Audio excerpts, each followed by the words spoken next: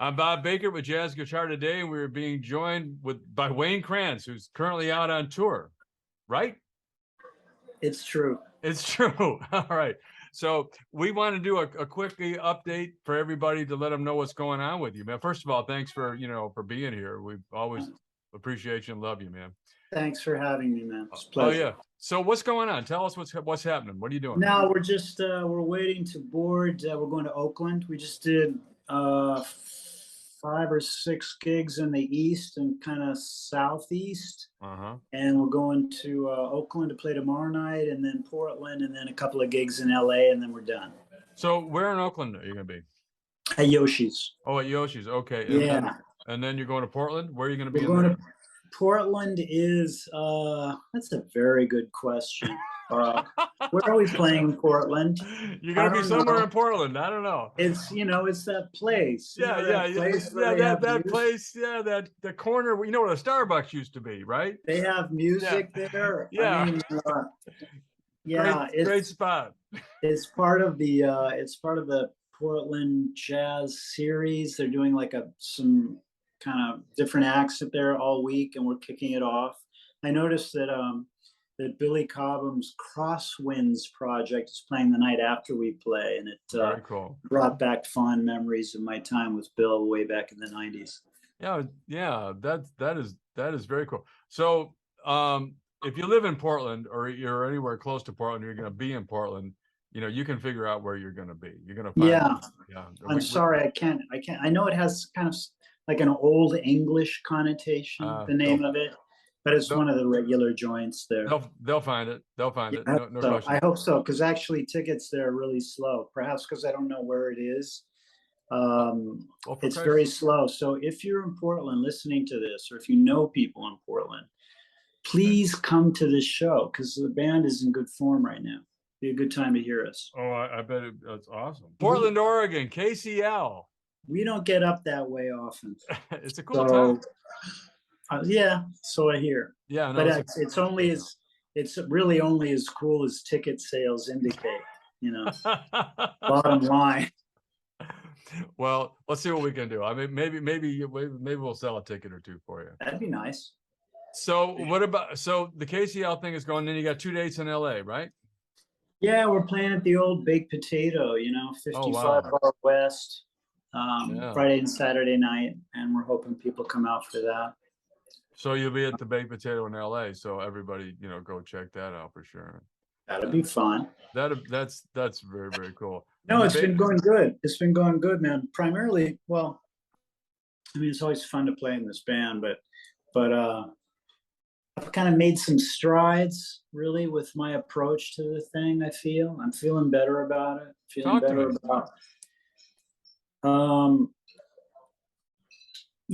I made the decision to go to back to Fender from Marshall for these tours, because I was doing some writing, and I felt like the written music kind of needed a clean sound. And typically when I play through the Marshall, I really don't have a clean sound. Right. So the tour previous, the one we did in February, I kind of went to the Fenders, went to a couple of deluxes, but without too much thought about the clean sound. I just figured, I'll go into a couple of Fenders, it'll be fine. And as it turned out, it's really better to spend a little bit of time kind of thinking about things like maybe a little compression, a little reverb, a little delay, rather than just going flat into the front of an amplifier and expecting to have a credible 2022 clean sound come out of it. And so I just kind of made some, the kinds of basic changes that any teenager has made, for the last 50 years, and kind of got on board with that. And I'm feeling better about it. Like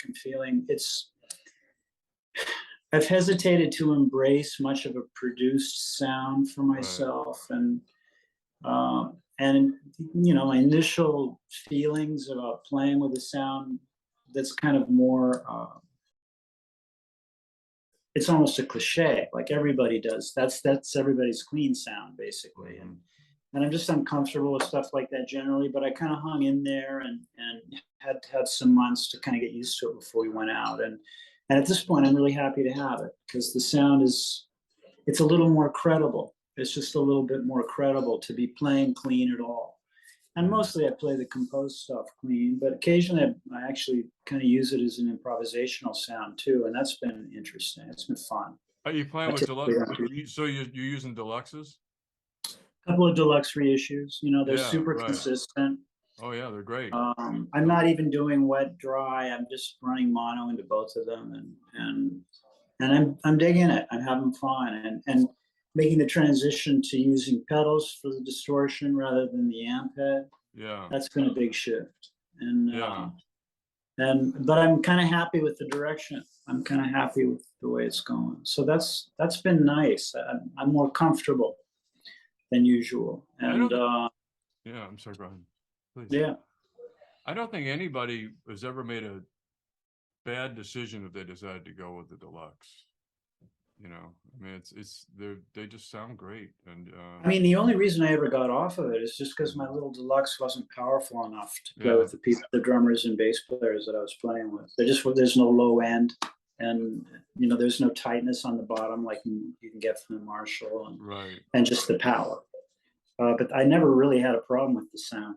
Yeah, they give up after about 5 on the master. I mean, on the volume control, they start to break. You know. Sure. Well, I used to run mine with this band at 10 with like a gain boost going to the front. Yeah. And so it was all about how it broke up. But still, it's still a deluxe. You know, it's not a Marshall. No. But I mean, that's a great. You know, the 3 great sounds of guitar, electric guitar, are deluxe reverb, Marshall, and the AC30. I thought you were going to say the jazz chorus. Oh yeah, no, I'm not going to say that. You know, I used to run through 2 jazz choruses. Yeah, I'm sorry. And you're over that now, right? I used to carry it up a flight of those at the end of every gig. I would carry them up 2 flights of stairs. Well, to me, one of the best amplifiers ever produced was a Twin. But damn, those things are heavy. It's a great amp, but I mean, you got to turn it up all the way, and it's like a death ray for anybody in the audience unless you're playing big places. I was playing a place many, many years ago, and a guy said, "Man, you are peeling the paint on the back wall." Sure. You know, and yeah, really they almost become like bass waves. You don't really hear it until you're 50 feet away from it, you know, and then you really hear it. Yeah, you know, and we play in these like polite jazz places, you know, where there's this like, you know, couple sitting in the front row with the tablecloth and the prime rib, you know, and they kind of, honey, let's go hear some jazz tonight. You know, and then you walk out. You know, you got either a Twin or a 412 Marshall on the stage, you know, pointed right at them. I mean, I can't imagine how many engagements we've broken up over the years, you know, as a result of that. Hey, you know, but that's a point of pride. There's that. And also I got into this weird thing where I realized that because I write this music that we play, I always felt like because I wrote it, I really didn't have to practice it that much. It's like I wrote it, so it's going to be fine. I basically know how it goes. And this time I didn't do that. I said, let me just try to prepare for this thing. Let me take this music that I've just written and actually learn how to play it fairly well.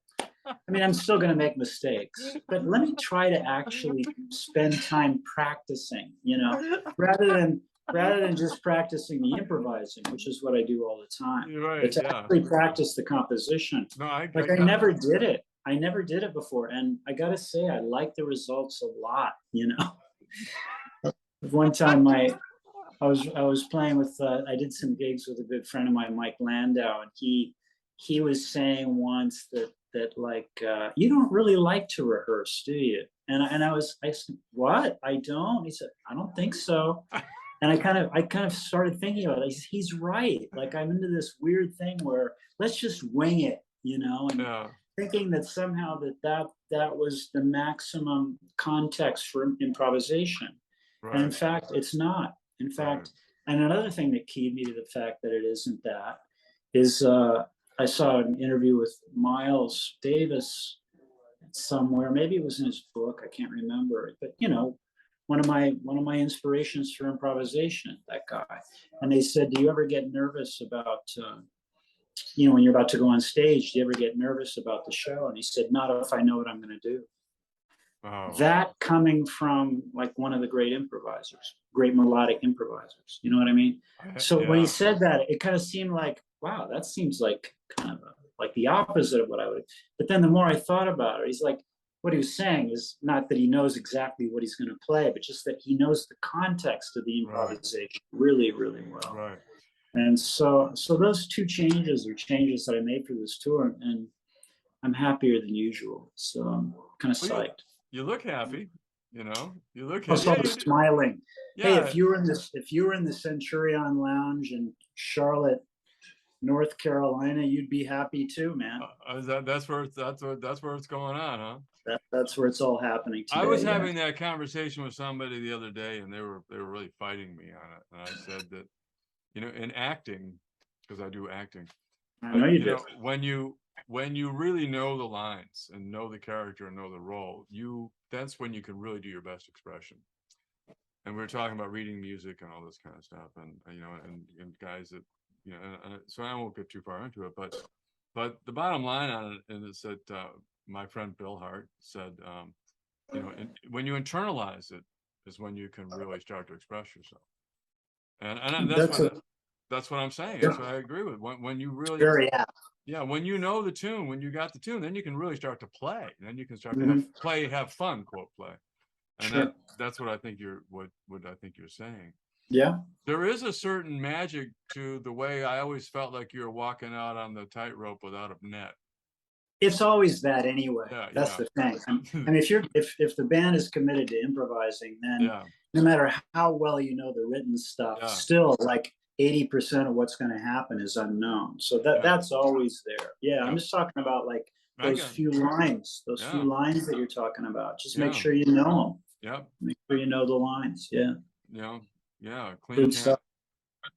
Yeah, clean canvas, well-defined, you know, palette, and here we go. You know. That's it. Yeah, I love it, man. That's great. So you're going to be in Portland. You're going to be in where you're going? Portland is second. The first place you're going is where? Is Yoshi's in Oakland. Yoshi's in Oakland. That's tomorrow night. Yeah, night after in Portland. Then you're going to Portland, and you're going to be down to Baked Potato for a couple nights. Exactly. That's very, very cool. And you're playing with Deluxe Reverbs? Why don't you join us, man? Why don't you fly out? Oh, you know, I just got off a plane. I was at the Rocky Mountain Archtop Festival all weekend. Cool. And what a trip that was. It was great. It was really great. A whole different vibe, you know, Archtop guitars.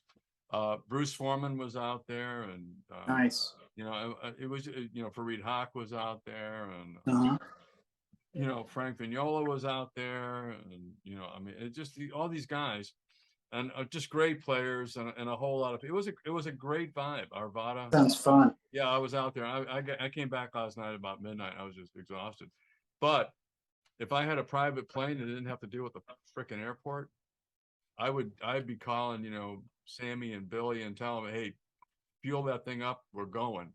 I wouldn't want you to leave that kind of carbon footprint just to come see the show, Bob. I really wouldn't. I wouldn't want you to do that. I'd feel bad. I have an electric plane, you know. Okay. When that be called, beam me up, Scotty, whatever. But I'm just saying, you know, if I could do it, man, I would. Oh God, I would love to be there for that. Yeah. I would love to be there for that. Right so what else is going on with you? When I get home, I'm kind of busy. I'm working on I'm going to continue working on a book of my songs, a bunch of my songs from all the records, nicely transcribed, accurately transcribed, you know, with Sibelius, with tab. So I have to kind of proofread and go through a lot of that stuff. I want to write something about that music. I've never done that. I've never had a book of my published stuff, and people are always asking for lead sheets for this and that. Well, as soon as you get that, let us know. We'll let everybody know all about it. Great. Yeah. I mean, I'm hoping somebody will be interested in it, but it'll be just nice to document the stuff. And I've never tabbed anything, so that's a whole new world. Wow. And the other thing I want to do when I get back is start working on a solo record. I really want to make the solo guitar record. I've been writing for that for kind of through the pandemic a little bit. Really? And talk about that. Talk about that a little bit. I mean, I can't really, just because I don't. I mean, Are you going to play music, with a fat guitar, or with the Sir, or what?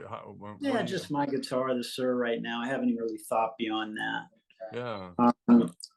But I've just been thinking about kind of what the music's going to be like, and the huge challenge of making a solo guitar record that matters at all, because a bunch of great ones have been made. It's not like the world is crying out for another one, so it's like, what can I do that offers something maybe that's not readily available, that's still listenable, and that kind of stuff. I haven't totally cracked it, but I'm kind of excited about the music, and I also I love the idea of trying to do some gigs alone.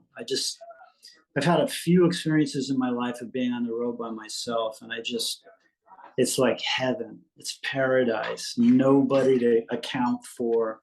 It's incredible, and so I'm kind of hoping that maybe after I make it, if it's worth hearing, maybe I'll find somebody interested in booking some shows, and maybe I'll be able to kind of fulfill that cycle. So those two things are my main.